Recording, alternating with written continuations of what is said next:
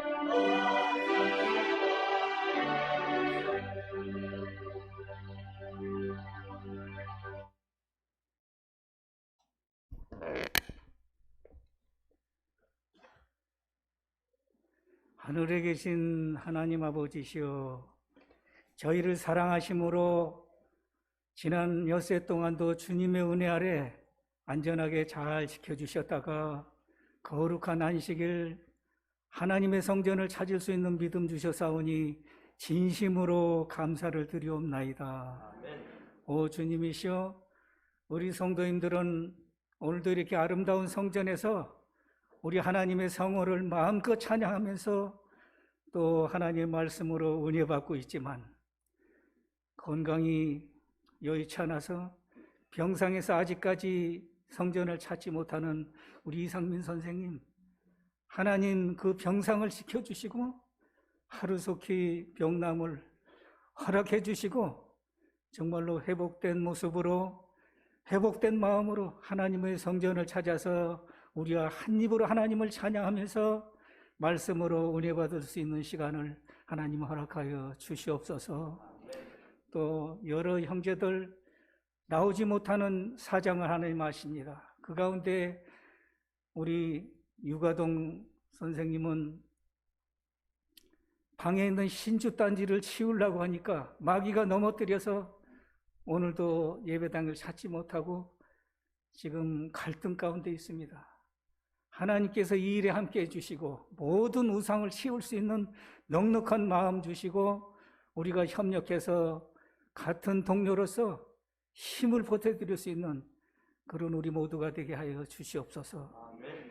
이 시간에 또 건강이 여의치 않고 생활이 또 힘들게 함으로 나오지 못한 모든 형제들 기억해 주시고 또 새로 전근 가시는 우리 최성욱 선생님, 여기서 너무나 큰 일을 하셨습니다.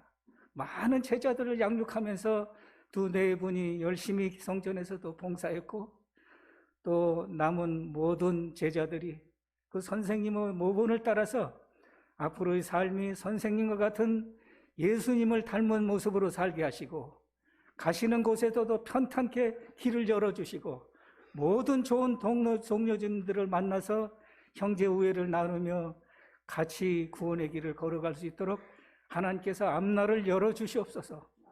또 새로 오신 전도사님 하나님 아십니다. 튼튼하고 참 건강하게 잘생긴 이런 분을 보내주셔서 감사합니다. 앞날의 모든 일이 봉사하는 일에 하나님의 천사로 지켜주시고 성령 하나님 역사하셔서 우리 교회도 흡족하고 본인도 마음껏 경험을 살려서 하나님 사업의 밑거름이 되는 거룩한 한 해가 될 수 있도록 앞날을 지켜주시고 모든 일마다 함께해 주시고 기도할 때마다 응답하여 주시옵소서. 이제 하나님께서 세우신 종을 통해서 생명의 말씀을 듣겠사오니 정말로 이 말씀이 우리에게 꼭 필요한 영의 양식이 되게 하시고 힘들고 어려울 때마다 이 말씀을 통해서 우리가 힘을 더 얻고 영원한 본향에 이를 때까지 큰 힘이 되어줄 수 있는 생명의 말씀이 될 수 있도록 성령 하나님 역사하여 주시옵소서. 시종을 우리 하나님께 의탁드리오며 부족한 소자 예수님의 이름으로 기도드리옵나이다.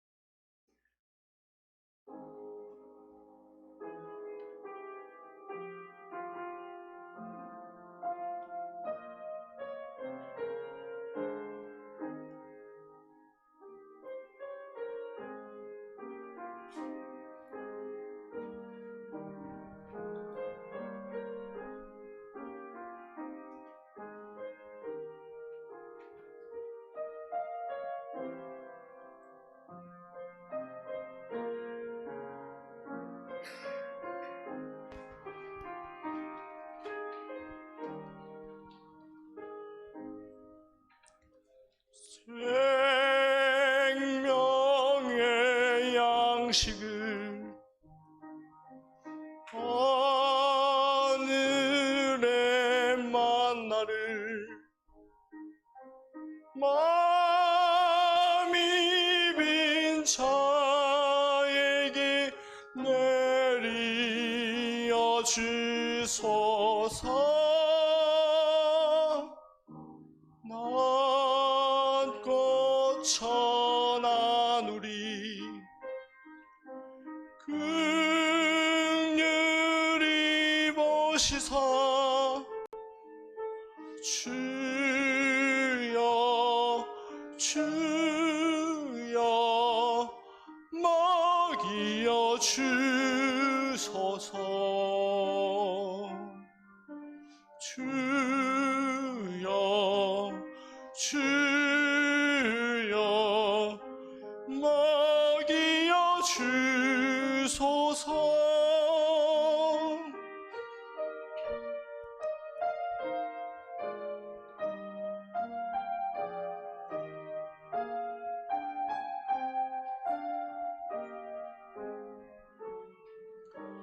주님이 해변서 어길 때 심같이 오늘의 양식을 내리어 주소서. 낮고 천한 우리 긍휼히 보시사 주여 주여 먹이어 주소서. 주여 주여 먹여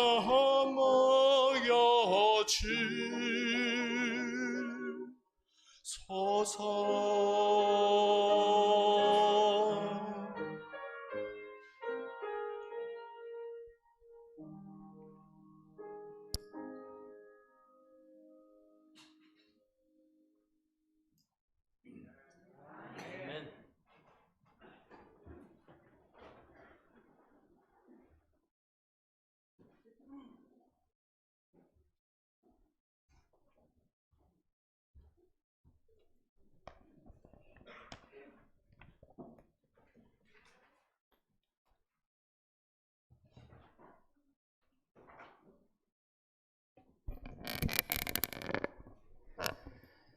성도 여러분, 안녕하십니까?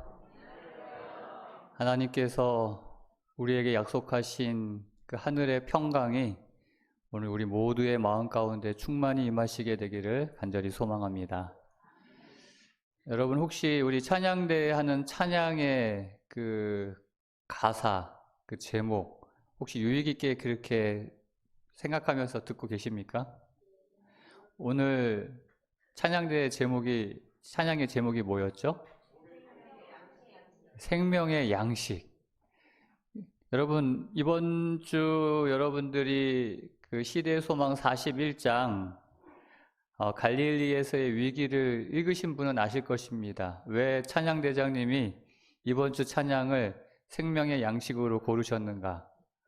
우리 찬양대장님이 찬양을 그냥 이 음악 좋네 해가지고 이렇게 고르는 게 아니라 그 주에 우리가 말씀 묵상한 그 내용과 가장 그래도 이렇게 비슷한, 정말 그 찬양까지도 우리가 이 한 주간에 말씀 묵상하는 그 내용으로 해서 온전히 정말 이 한 주간은 그 생명의 말씀으로 하나가 되기 위해서 그렇게 우리 찬양대장님도 기도하며 준비하고 있습니다. 그래서 정말 감사를 드리고요. 오늘 제목은 밥은 먹었니? 입니다. 갈릴리에서의 위기, 어떤 내용인지 정말 중요하고 중요하지 않은 내용이 하나도 없지만 정말 이번 41장은 여러분 혹시 읽지 않으신 분이 계시다면 꼭 오늘 오후에 가서라도 읽으시게 되기를 간절히 바랍니다. 이 오병이어의 이 놀라운 기적, 이 물고기 2마리와 떡 5개 가지고 남자만 5,000명 이상, 한 10,000명 이상이 먹은 이 사건은요, 그 어떠한 일보다도 이스라엘 백성들, 그 자리에 있던 사람들에게 굉장히 충격적인 사건이었고 굉장히 흥분되는 사건이었어요.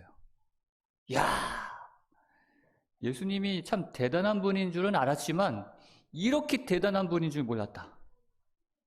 정말 가난하고 먹을 것 없는 그 어려운 시절, 이분이 왕이 되시면 진짜 먹을 걱정은 없게 생겼다. 이런 능력 있는 분이 우리의 왕이 되시면 지금 이 로마의 압제로부터 우리를 구원하실 수 있겠다.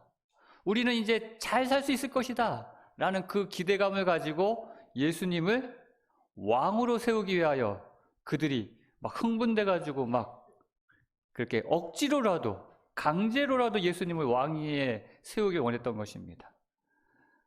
그런데 예수님이 그걸 원하지 않으셨죠. 예수님은 이 땅의 왕이 아니라 이 땅에 세우려고 했던 그 나라는 그렇게 힘으로 어떤 권력으로 세우는 그런 나라가 아니라 정말 섬김으로 하늘의 평화의 왕국을 세우시라고 했던 것이죠. 그걸 몰랐던 사람들. 그런데 그래서 예수님이 다 흩어버리셨어요. 빨리 집에 가라고. 근데 여러분, 집에 가는 사람들이 돌아갈 때 물론 막 불평하면서 또 왜 이렇게 좋은 기회를 놓치는 건가 하면서 갔긴 갔겠지만은 그들이 집에 가라고 해서 억지로 오기는 왔는데 그들의 집에 갈 때 주머니에 뭐 가지고 왔을까요? 예? 여러분, 주머니에 뭐 하나 들고 갔을 것 같아요. 여러분이 그 자리에 있다고 한번 생각을 해보세요. 내가 그 자리에 있었는데 하루 종일 먹지도 못해서 배고픈 차에 예수님이 그냥 물고기 2마리하고 떡 5개 가지고 이렇게 기도 한번 하고 나시니까 막 그게 끊이지 않고 불어나가지고 거기 있는 사람들이 다 먹었어요. 진짜 배부르게 먹었어요. 오래간만에. 그리고 막 집에 가라고 하니까 집에 오긴 왔는데 주머니에 뭐가 들어있을까요? 저 같으면 진짜 배불리 먹고 난 다음에 남은 거 다 거두라고 해서 걷어갔잖아요. 근데 뭐는 남겨놨을 것 같아요? 집에 있을 내 애들, 집에 있을 식구들 위해서 보리떡 한 조각은 주머니에 넣어가지고 갔을 것 같아요. 여러분 같으면 안 그랬을 것 같아요? 당연히 가져가야죠. 저는 당연히 집에 여기 주머니 하나, 뭐 많이는 아니더라도 최소한 1개 정도는 보리떡 하나 넣었을 것 같아요. 그리고 나머지는 이렇게 거두라고 하니까 다 주고요. 그 왜요 가져가요? 집에 식구들이 있잖아요. 애들 있고. 예? 또 뭐 여기 온 사람들이 부자들이 아니라 가난한 사람들이니까 그 먹을 거 하나가 소중하거든요. 이거 하나 가져가서 뭐 하려고? 우리 애들 줘야겠다. 우리 식구들 줘야겠다. 그리고 가져가서 이게 주면서 뭐라고 했을까요? 야, 이거 보통 떡 아니야. 오늘 무슨 일이 있었는지 알아? 그래서 아주 신나게 얘기했겠죠. 오늘 말이야. 야, 한 10,000명 이상 되는 사람들이 막 배고파가지고 있는데 그 예수라는 분이 갑자기 기도하고 나니까 물고기 2마리하고 보리떡 5개가 막 불어나가지고 거기 있는 사람들이 다 먹고 내가 그거 하나 갖고 온 거야. 이거 보통 떡 아니야. 한번 먹어봐. 그러지 않았겠어요?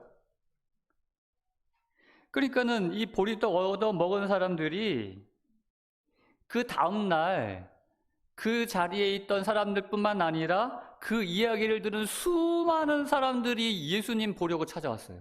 도대체 그 사람이 어떤 사람이야? 한번 보러 가자. 그날 밤에 어떤 일이 있었는지를 우리가 지난주에 살펴보았습니다. 호수의 밤, 제자들이 막 그냥 불평불만에 불신에 빠져가 있을 때 그 폭풍과 일어나가지고 예수님께서 걸어오셨던 그 밤이 지나고 아침이 되었을 때 사람들이 막 구름대처럼 몰려오는 거예요. 뭐 하려고 왔을까요? 예? 예수님, 뭐 때문에 찾아왔을까요? 그런데 어제 보리떡 얻어먹은 사람들, 어제 낮에 이제 그 물고기 2마리, 보리떡 5개를 얻어먹은 사람들이 그 집에 가서 그 떡 주면서 가족들에게 혹은 친구들에게 떡 이야기만 한 것 같아요. 예수님이 낮에 그렇게 하루 종일 이야기했던 복음에 대하여, 영생에 대하여, 구원에 대한 그런 이야기는 안 해주고 그냥 떡 얘기만 해준 것 같아요. 왜냐하면 이들이 예수님 만나가지고 무슨 이야기를 해요? 예수님, 어제 말씀하신 그 이야기, 가난한 자가 복이 있다고 말씀하신 그 이야기, 애통하는 자가 복이 있다는 그 이야기 다시 한번 좀 해주세요. 어제 이 친구는 그 이야기 못 들었거든요. 근데 그런 이야기 했어요? 안 했어요? 안 했어요. 무슨 이야기만 했어요? 예수님, 오늘도 어제처럼 떡 만드시나요? 다 그런 말만 하는 거예요. 그런 요청을 하는 거예요. 오늘 이 이야기가 바로 그런 이야기입니다. 요한복음 6장에 나와 있는 이 이야기. 그래서 6장 26절에 예수님이 말씀하십니다. 예수께서 대답하여 이르시되 내가 진실로 진실로 너희에게 이르노니 너희가 나를 찾는 까닭은 표적을 본 까닭이 아니요 떡을 먹고 배부른 까닭이로다. 예수님께서 어제 내가 만든 그 보리떡이 다시 생각나서 왔다면 너 잘못 온 거다. 그 썩을 양식, 그거 없어질 양식을 위하여 일하지 말고 영생하도록 있는 양식을 위하여 일하라 라고 이야기를 하는 것이에요. 근데 그 사람들이 도대체 뭔 소리인지를 이해를 못해요.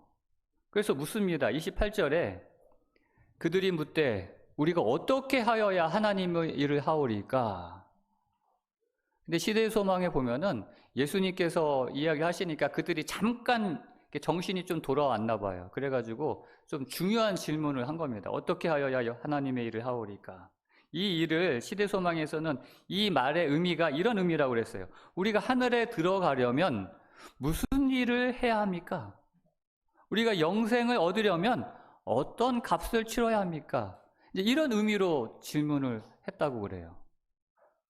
그때 예수님께서 뭐라고 말씀하세요? 하나님께서 보내신 일을 믿는 것이 하나님의 일이니라. 어떻게 하여야 하나님의 일을 하오리까에 대한 질문에 하나님께서 보내신 일을 믿는 것이 하나님의 일이라는 것입니다. 여러분, 하나님께서 보내신 하나님께서 보내신 자가 누굽니까? 예수님이거든요. 그러니까 예수님을 믿는 것이 그게 바로 하나님의 일이다라고 대답을 하시는 것이죠. 여기 시대소망에 보면은 이렇게 말씀하십니다. 여러분, 하늘의 값은 뭐라고요? 하늘의 값은 예수이다. 하늘에 들어가는 길은 세상 죄를 지고 가는 하나님의 어린 양을 믿는 믿음으로 말미암아서이다. 하나님의 일이 무엇입니까? 바로 하나님께서 보내신 예수 그리스도, 나를 믿는 것이 하나님의 일이라는 것이에요. 그 나를 믿는 게 왜 중요하느냐? 하늘의 값이 예수인데 그 세상 죄를 지고 가는 하나님의 어린 양을 믿는 것이 바로 하늘에 들어가는 유일한 길이고, 이 중요한 말씀을 하고 계시는데 시대소망 그 다음 30절에 보면은 그들이 이 말씀을 이해를 못하는 겁니다.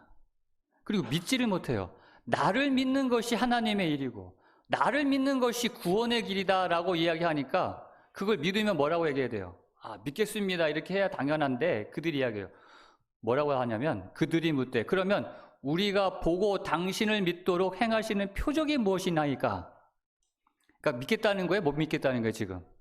내가 아직 당신 못 믿겠습니다. 당신이 하나님이 보내신 일이라는 거, 당신이 우리를 구원하실 자이라는 거 못 믿겠습니다. 우리가 믿을 수 있도록 뭘 보여달라? 좀 표적 보여달라. 어제처럼 그런 표적, 그거보다 더한 표적을 좀 보여달라 하는 것입니다. 그러면서 뭐라고 이야기하냐면 기록된 바 하늘에서 그들에게 떡을 주어 먹게 하였다함과 같이 우리 조상들은 광야에서 만나를 먹었나이다. 지금 이 이스라엘 백성들에게 있어서 가장 큰 이적, 지금까지 벌어진 가장 놀라운 이적을 꼽으라고 한다면 그들은 광야에서 40년 동안 그 수많은 사람들이 먹었던 이적, 그것을 가장 큰 이적으로 그들은 생각하고 있었어요. 그래서 지금 예수님께서 그동안 여기저기 다니면서 병자들을 고치셨잖아요. 안진뱅이도 일으키시고 안 못 본 사람도 보게 해주시고 수많은 병자들을 고치시고 어제는 그 물고기 2마리 떡 5개 가지고 5,000명 이상을 먹이셨는데도 불구하고 그거는 그 광야에서 만나 내린 이적보다는 조금 별로인 것 같아요. 좀 더 큰 이적 보여주세요 라고 하는 거예요. 뭐처럼? 만나 내린 것처럼. 그 한 번만 그냥 먹이는 게 아니라 우리도 40년 동안 이스라엘 백성들이 먹었던 것처럼 우리도 좀 그렇게 먹여달라고 하는 그 이야기를 하고 있는 것입니다. 지금 이스라엘 백성들이 왜 예수님을 정말 메시아로 우리처럼 예수님께서 우리를 구원할 자로 받아들이는 것에 실패했는가? 그 이유는 한 가지밖에 없어요. 예수님을 그냥 육신의 필요를 채워주는 자로 바랬던 것입니다. 그냥 어제처럼 우리 배고플 때 떡 만들어주고, 옛날 광야에서 이스라엘 백성들이 먹을 거 없었을 때 매일같이 만나를 내려주는 그러한 분이었다면 예수님 받아들였을 거예요. 근데 그러한 분으로 예수님을 요구했고, 예수님이 정말 주고 싶어 했던 거는 그냥 한번 먹고 썩어 없어질 그런 떡이 아니었거든요.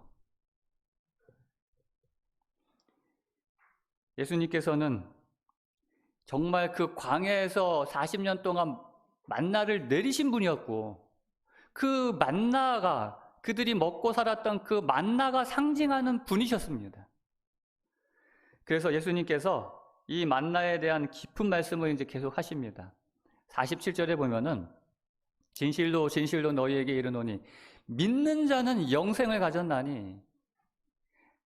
다 같이 읽겠습니다. 48절 시작. 내가 곧 생명의 떡이니라. 지금 이스라엘 백성들은 오늘도 좀 어제처럼 떡 만들어 주세요. 광야에서 이스라엘 백성들이 40년 동안 만나를 먹인 것처럼 우리도 좀 그렇게 좀 배고프지 않게 매일매일 좀 먹여주세요 하니까 내가 생명의 떡이야 라는 거예요. 내가 떡이라는 거예요. 내가. 너희 조상들은 광야에서 만나를 먹었어도 죽었거니와 이는 하늘에서 내려오는 떡이니 사람으로 하여금 먹고 죽지 아니하게 하는 것이니라. 야, 광야에서 먹었던 그 떡은 그거 먹었어도 다 죽었잖아. 근데 내가 떡인데 이 떡 먹는 사람은 안 죽어. 나는 하늘에서 내려온 살아있는 떡이야. 사람이 이 떡을 먹으면 영생하리라. 내가 줄 떡은 곧 세상의 생명을 위한 내 뭐라고요? 살이니라. 지금 놀라운 이야기를 하고 있는 겁니다. 아니, 근데 사람들이 이게 무슨 말인가 어렴풋하게 이해는 할 것 같은데, 특히 랍비들은 이게 무슨 말인지 뭐 완벽하게 이해는 못해도 무슨 의미인지는 어렴풋이 알았다고 그랬어요. 그러나 의도적으로 그걸 거부합니다. 그리고는 이야기, 도대체 뭔 소리야? 지가 무슨 떡이라고? 뭔 살을 줘서 먹게 한다고? 말도 안 되는 소리 하지 마. 거부하는 거예요. 근데 내 살이 떡이야 했던 이분이 더 그렇게 아주 거부하는 사람들에게 아주 한술 더 떠가지고 뭐라고 얘기하시냐면, 예수께서 이르시되 내가 진실로 진실로 너희에게 이르노니 인자의 살을 먹지 아니하고 인자의 피를 마시지 아니하면 너희 속에 생명이 없느니라. 내 살을 먹고 내 피를 마시는 자는 영생을 가졌고 마지막 날에 내가 그를 다시 살리리니. 55절 다 같이 읽겠습니다. 시작. 내 살은 참된 양식이요 내 피는 참된 음료로다. 내 살이 떡이야 해서 그치지 않고 이제는 내 피는 참된 음료야. 내 살과 내 피를 먹어야지만이 영생이 있고, 그렇게 내 살과 내 피를 먹는 사람을 내가 마지막 날에 뭐하리라? 다시 살릴 거야. 영원한 생명으로 내가 다시 살릴 거야. 여러분, 이거 굉장히 중요한 말씀을 지금 예수님께서 하고 계시는 것입니다. 여기 내 살은 참된 양식이고 내 피는 참된 음료라고 해서 이것을 먹어야지만이 영생을 얻고 마지막 날에 다시 살린다고 하는데, 그러면 여러분, 예수님의 살을 먹고 예수님의 피를 마신다는 것이 무슨 의미입니까? 이 의미를 우리가 알아야지 먹고 마셔야지 않겠습니까? 그 예수님의 살을 먹고 예수님의 피를 마시지 않으면 생명이 없다는 거예요. 그걸 먹어야지만이 생명이 있고 영생을 가지고 마지막 날에 다시 살릴 수 있다는데, 우리 여러분 반드시 먹어야 되지 않겠습니까? 여러분, 예수님의 살과 피를 먹고 마셨습니까? 뭔지 알고 먹고 마셨습니까? 그게 도대체 뭐냐는 것이죠. 여러분, 이 말씀을 여러분 꼭 기억하시기 바랍니다. 그리스도의 살을 먹고 그리스도의 피를 마신다는 것이 무엇을 의미하는 것인가? 시대소망에서 화익부인은 이렇게 말씀하셨습니다. 예수께서, 같이 한번 읽겠습니다. 시작. 그리스도의 살을 먹고 피를 마신다는 것은 예수께서 우리의 죄를 사하신다는 것과 우리가 그 안에서 완전하게 된다는 것을 믿고 그를 개인의 구주로 받아들이는 것을 의미한다. 자, 다시 한번요. 예수님의 살을 먹고 예수님의 피를 마시는 것이 무엇인가? 그건 예수님께서 우리의 죄를 용서하셨다는 것.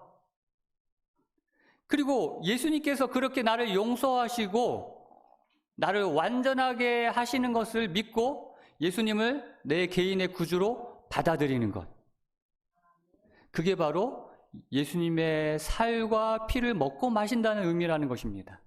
다시 한번요. 우리가 예수님의 살과 피를 먹고 마셔야지만이 생명이 있고 영생을 가지고 마지막 날에 그 사람을 다시 살릴 거라고 하셨습니다. 그러면 그것이 무엇인가?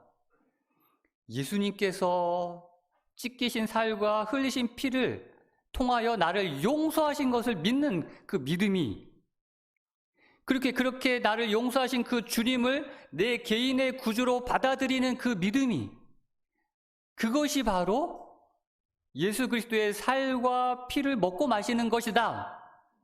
이해하시겠습니까? 여러분, 묻겠습니다. 예수께서 우리의 죄를 용서하신 것 믿으십니까? 우리가 그 안에서 완전하게 되고 또 예수님을, 그렇게 나를 용서하신 주님을 나의 구주로 받아들이는 것, 여러분 그렇게 예수님을 나의 구주로 받아들이셨습니까? 그러면 여러분은 예수님의 살과 피를 먹은 것입니다. 오늘 여러분, 저와 모두가 예수님이 나의 모든 죄를, 그리고 앞으로 지을 죄까지도 다 용서하셨음을 믿게 되시길 바랍니다. 그러한 주님이 나의 구주이심을 믿게 되시길 바랍니다. 그게 바로 예수 그리스도의 살과 피를 먹고 마신다는 의미인 것을 기억하시게 되길 바랍니다. 자, 그런데 지금 이렇게 예수님께서 그 먹고 마시는 음식을 가지고, 또 만나를 가지고, 이 놀라운 떡을 가지고 지금 이야기하고 있어요. 여러분, 음식을 아침에도 식사하고 오셨죠? 밥은 먹고 오셨습니까? 못 먹은 분도 계실 거예요. 뭐 아침에 또 바쁘고 또 아침에는 또 입맛 없고 해가지고 아침은 또 건너뛰시는 분들도 아마 계실지 모르겠습니다. 어찌됐든 우리가 뭐 한 끼 정도는 뭐 이렇게 건너뛴다 할 수 있어도 하루 종일 뭐 아무것도 안 드시는 분은 아무도 없을 거예요. 뭐든지 하여튼 먹기는 먹습니다. 뭐 점심 한 끼 먹든 뭐 다이어트 한다고 해서 뭐 조금씩 먹든 아무튼 뭐든지 우리가 먹기는 먹어요. 근데 그 먹는 것이 내 몸속에 들어와서 뭘 이루입니까? 뭘 이룹니까? 내 몸을 이뤄요. 여러분들이, 제가 지금 이렇게 175cm에 65kg 정도 되는데 이 몸무게, 이 키를 이렇게까지 된 거는 뭐가 있었기 때문에? 그동안 수많은 음식을 먹고 마셨기 때문에 오늘의 내가 지금 이렇게 있는 거예요. 그 먹고 마시는 게 없었으면 저는 벌써 이 세상 없었을 것입니다. 하여튼 어떤 음식이든 그것이 나에게 영향을 줍니다. 좋은 음식은 좋은 영향을 줄 것이고, 뭐 요즘 뭐 아주 뭐 몸에 좋지 않은 음식도 많잖아요. 그런 나쁜 음식들은 또 나쁜 영향들을 분명히 줄 것이에요. 그러니까 음식을 먹은 결과는 반드시 우리의 몸에 나타나게 되어 있다는 것이죠. 그런데 예수 그리스도가 우리의 음식이라고 한다면, 그의 살이 떡이고 그의 피가 음료로서 우리의 음식이라고 한다면, 우리가 예수 그리스도의 살과 피를 먹을 때 내 몸속에 들어와서 반드시 우리의 몸에 영향을 끼칩니까? 반드시 영향을 끼치게 되어 있어요. 내 몸에, 내 삶에 변화를 주게 되어 있다는 것입니다. 우리가 그의 살을 먹고 피를 마심으로 그분의 용서를 믿고 그분을 내 개인의 구주로 받아들이면 반드시 삶의 변화가 이르러 와야 돼요. 근데 아직도 내 삶에 변화가 없다 하는 것은 무슨 의미입니까? 아직도 내가 그것을 먹고 마시지를 못했다는 거예요. 경험을 못했다는 것이라는 것이죠. 아니면 뭔가 다른 것, 잘못된 것을 먹고 있다는 것입니다. 여러분, 오늘 내가 무엇을 먹고 마시는가를 그래서 반드시 확인할 필요가 있습니다. 오늘 여러분들은 무엇을 먹고 무엇을 마셨습니까? 아니면 아무것도 먹은 게 없지는 않습니까? 요한복음 6장 63절에 보면 이렇게 말씀하세요. 살리는 것은 영이니 육은 무익하니라. 내가 너희에게 이른 뭐가요? 말은 영이요 생명이라. 여러분, 굉장히 중요한 말씀을 예수님께서 이 요한복음 6장에서 계속 하십니다. 쉬운 성경으로 한번 다시 읽어볼게요. 생명을 주시는 분은 성령이시다. 우리가 성령님 아니면 우리가 예수님이 어떤 분인지를 깨닫지 못하기 때문에 그래서 성령을 통하여 우리가 예수님을 믿게 된 것이에요. 그래서 생명을 주시는 분은 성령이라는 말씀이 그래서 그런 것입니다. 그러므로 사람의 힘은 전혀 쓸모가 없다. 내가 너희에게 한 말은 성령의 말씀이고 생명의 말씀이다. 자, 지금 예수님께서 중요한 말씀하십니다. 내가 너희에게 한 뭐가? 말이. 그게 바로 성령의 말씀, 생명의 말씀이라는 것입니다. 여러분, 생명의 떡과 그 생명의 음료가 무엇인지를 지금 예수님께서 말씀하시는 거예요. 우리의 마음속에 들어와서, 우리의 몸속에 들어와서 우리를 변화시키는 그 영원히 있게 하는, 영생하도록 있게 하는 그 예수님의 살과 피를 상징하는 그 떡과 음료가 뭐냐는 거죠. 그게 뭐라고요? 말씀이라는 것이에요. 말씀. 이스라엘 백성들이 40년 광야 사는 동안 매일 먹었던 만나가, 그들을 살게 했던 그 만나가 예수 그리스도를 상징하고, 그 예수 그리스도를 믿는다는 것이 바로 뭐냐? 여러분, 예수님을 믿는 게 뭐예요? 예수님께서 하신 말씀을 믿는 것이 예수님을 믿는 거예요. 내가 생명의 떡이다. 내가 이 세상을 구원할 메시아다 하신 그 말씀을 믿는 것이 예수님을 믿는 거거든요.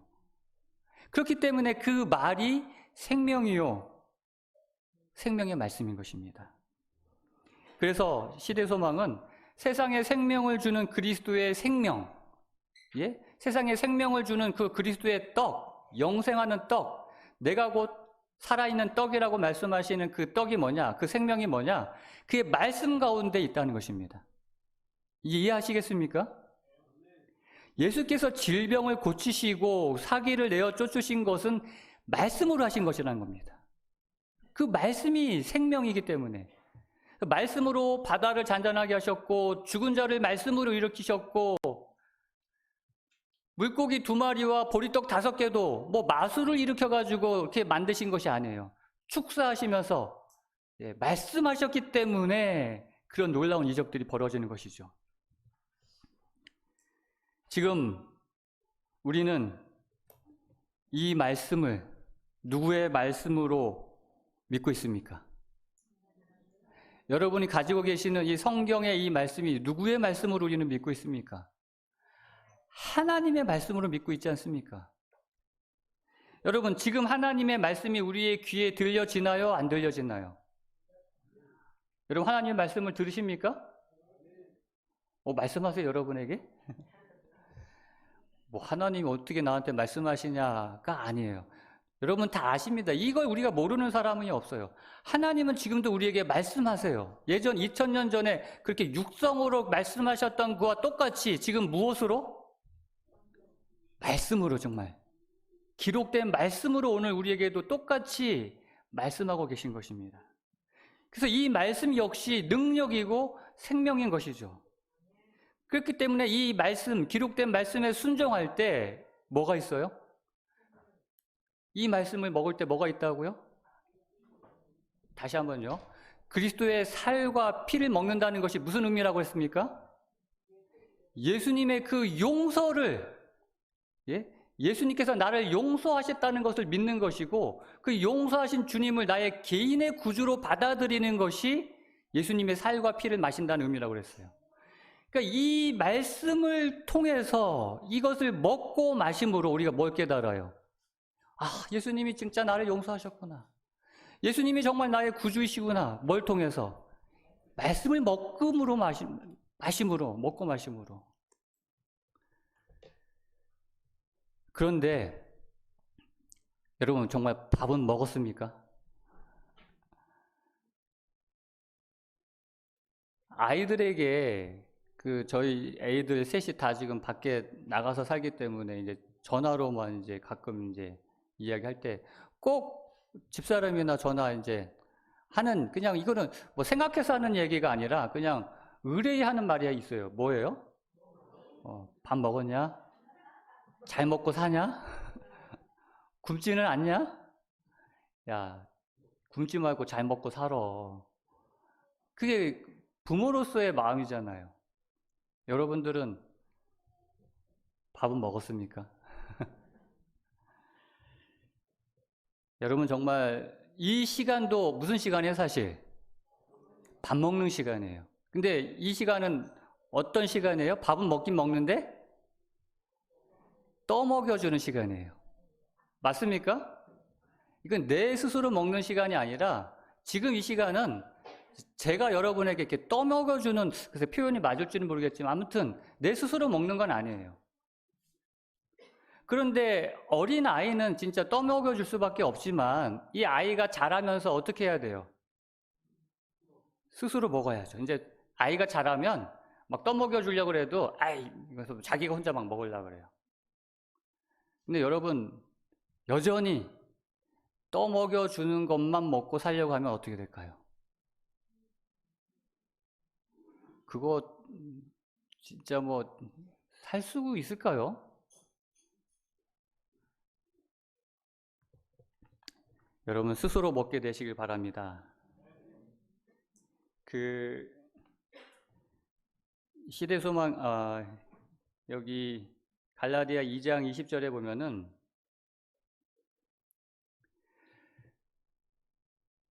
사도 바울이 아주 놀라운 이야기를 하는데 내가 그리스도와 함께 십자가에 못 박혔나니 그런즉 이제는 내가 사는 것이 아니요 오직 내 안에 그리스도께서 사시는 것이라고 그랬습니다.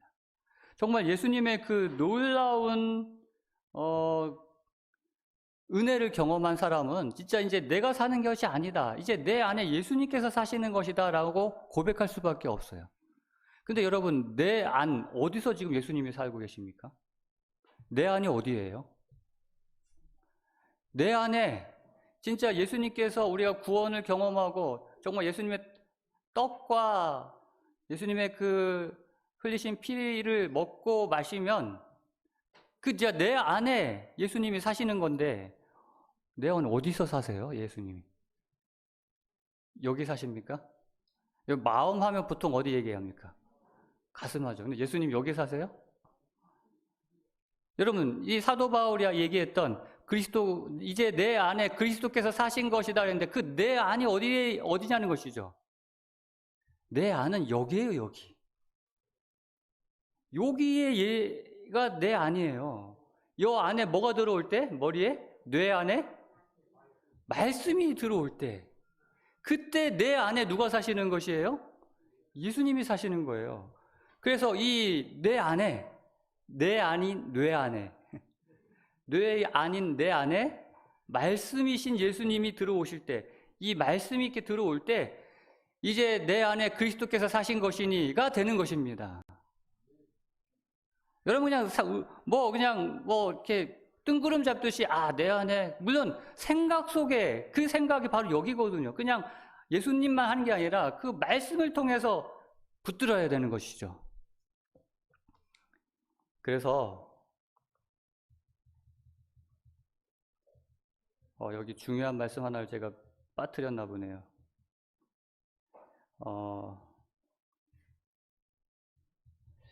제가 그냥 읽겠습니다. 여기 보면은 시대소망에 이렇게 말씀하세요. 우리는 하나님의 그 말씀을 이해하기 위해서 하나님께 성령의 도우심을 구하면서 깊은 주의를 가지고 성경을 연구하여야 한다. 그러니까 우리는 한 구절을 취하여, 몇 구절을 취하여요? 성경 한 장이 아니라 한 구절을 취하여 하나님께서 우리를 위하여 그 구절 가운데 넣어주신 사상을 확인하는 일에 온 정신을 집중시켜야 한다. 우리는 그 사상이 우리의 것이 되어 주께서 말씀하신 바를 알 때까지 깊이 생각해야 한다. 여러분, 우리가 그래서 예수 그리스도를 먹고 마시고, 정말 생명의 말씀을 우리가 먹고 마시고, 근데 여러분 어떻게 먹고 마시는지도 중요한 것입니다. 여러분들이 올해 내가 성경을 꼭 한 번 읽어야지 해서 여러분 성경 통독표대로 읽으시는 분도 계실 것이고, 뭐 성경 2번 읽으시는 분도 계시고, 근데 정말 중요한 거는요, 뭐 성경 통독표대로 해가지고 오늘은 3장 읽어야 되니까 막 그냥 정신없이 읽는 그런 것을, 물론 그것도 유익이 어느 정도 되겠지만 정말 필요한 것은 한 구절, 오늘 읽은 말씀에서 정말 나에게 하나님께서 말씀하시는 그 한 구절을 붙들고 깊이 생각하고 깊이 명상하고 그곳에서 나에게 말씀하시는 주님의 음성을 듣는 것입니다. 여러분, 성경은 속독이라는 게 없어요. 물론 그것도 필요하지만, 제가 제 1년 선배 목회하셔다가 지금은 이제 그만하신 목사님은 300번을 읽었다고 저한테 얘기를 한 걸 제가 들었어요. 그분은 인준 복사 때 책을 벌써 한 권 쓰셨는데, 어떤 책이냐면 속독법, 성경을 빨리 읽는 속독법. 그래서 그분 이야기로는 일주일이면 성경을 한 권 읽을 수 있다고 하더라고요. 자기는 맘만 먹으면. 그래서 거기 보면 이렇게 속독법 여러분 아세요? 이렇게 책이 있으면 눈동자가 여기서부터 여기까지 이렇게 왔다 갔다 하는 훈련을, 그래서 이 훈련을 해야 해요, 이렇게. 저는 못하겠어요. 저는 어렸을 때부터 만화책을 읽어도 저는 정독했어요. 어떠한 글도 저는 한 토시 빼지 않고 이렇게 정독하는 그 습관이 있어가지고, 그게 책 읽기가 너무 어려워요. 그래서 한 권 떼기가 너무 어렵거든요. 근데 성경을 그렇게 읽으셔야 된다는 것입니다. 그래서 제가 여러분들에게 좀 권하는 거는, 그래도 성경을 1년에 한 번 정도는 읽어야겠다는 것도 필요하잖아요. 그러니까는 성경 통독표대로 한 번을 읽으시든 MP3든지 음성으로 들으시든 그것도 하시면서, 그러나 반드시 빼놓지 말아야 할 것은, 여러분 우리가 매일의 말씀 묵상, 여러분 순서제 받으셨으면 거기에 우리가 매일매일 성경 통독 한 장씩 하자고 해가지고 매일 그렇게 적어놓고 있습니다.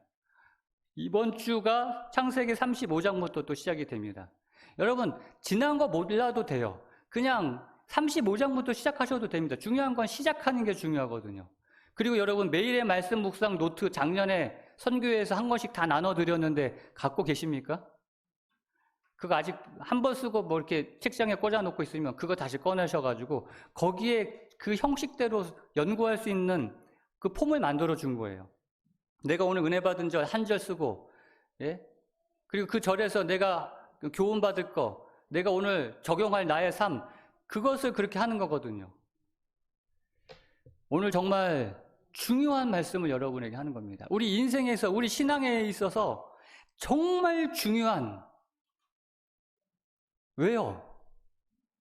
우리가 그리스도의 정말 나는 생명의 떡이라고 말씀하신 예수님을 먹고 마셔야지만이 우리에게 영원한 생명이 있다고 하셨고, 그 사람을 다시 마지막 날에 살리시겠다고 했는데, 여러분 우리가 정말 반드시 그 일을 해야 되지 않습니까?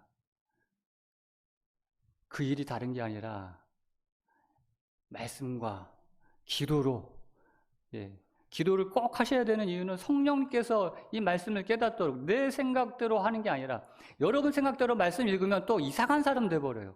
말씀 가지고 다른 사람을 막 책망하고 정죄하고 판단하고 오히려 더 무서운 사람이 될 수도 있다는 겁니다. 꼭 기도하심으로 성령의 인도하심을 가지고 말씀 속에서 나를 보고, 그래서 이 말씀이 내 삶 속에 들어와서 나를 어떻게? 예수님처럼 닮는 모습으로 좀 변화되었으면 정말 좋겠습니다. 우리 모두가 정말 예수님, 작은 예수가 되면 얼마나 좋을까요? 미움 다 없애버리고, 다른 사람 정죄하는 그 판단하는 마음 다 없애버리고 사랑만 가득하면 얼마나 좋을까요? 시간이 많이 가서 제가 다 이제 준비한 거는 하지 못하겠습니다. 마지막으로 이렇게 아주 예수님이 놀라운 이야기들 하시니까 반응이 뭐예요? 그거 어떻게 그렇게 너무 어렵도다 하고는 사람들이 다 떠나가 버렸어요. 오늘 이게 참 중요한 이야기이긴 한데 제가 시간이 없어가지고 사람들의 반응이 그래요. 이렇게 이야기를 해도 그게 내 마음에 맞지 않으면 사람들은 어렵도다 하고는 그냥 떠나가 버린다는 거예요. 그걸 받아들여가지고 그것이 비록 내 마음에 안 맞고 좀 고통스럽다고 해도 그래 이렇게 살아야지 하고 좀 변화되려는 마음 갖는 게 아니라 어렵도다 하고는 그냥 거부해 버린다는 거죠. 그때 많은 사람들이 6장 66절 참 안타까운 일이 있습니다. 그때부터 그의 제자 중에서 많은 사람이 떠나갔습니다. 제자라고 해가지고 수많은 사람들이 예수님을 따라다니던 사람들이 있었는데 제자라고 하는 사람 중에 수많은 사람들이 떠나가 버려요. 그래서 갈릴리에서의 위기예요.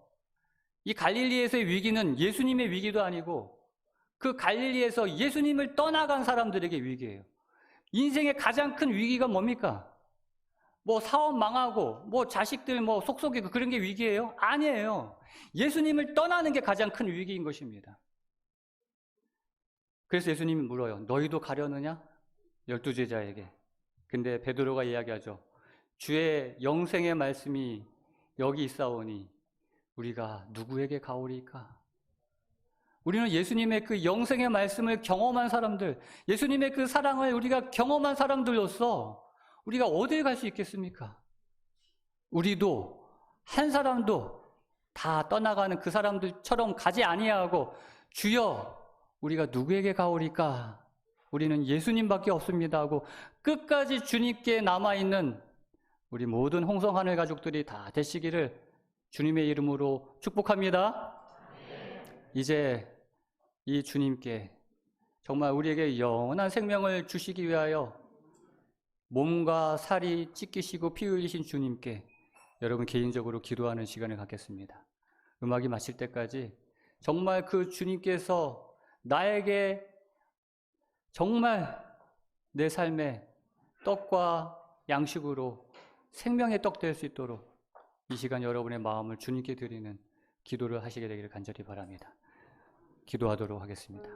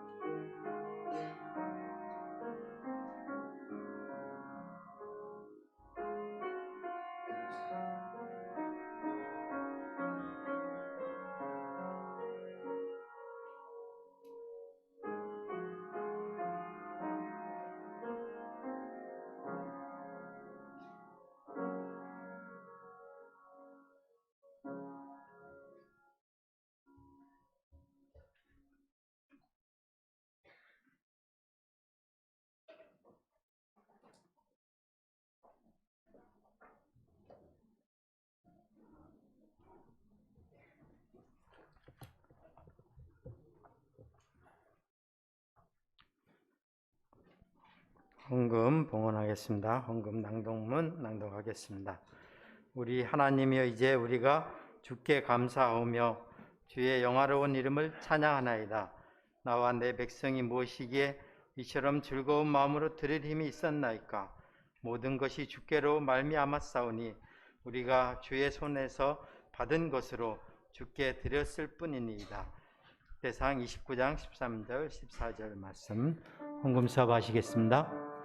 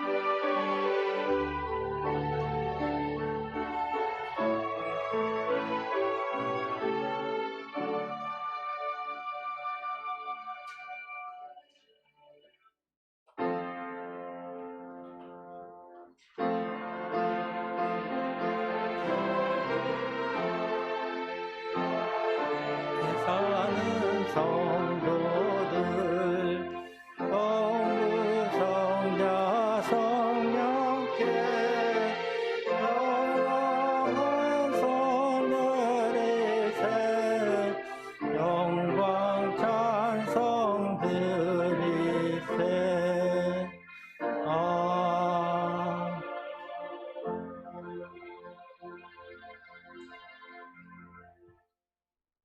인류의 생사화복을 주관하시는 하늘아버지, 저희들이 공수로우지 아니하고 하나님께 귀한 예물을 드렸습니다.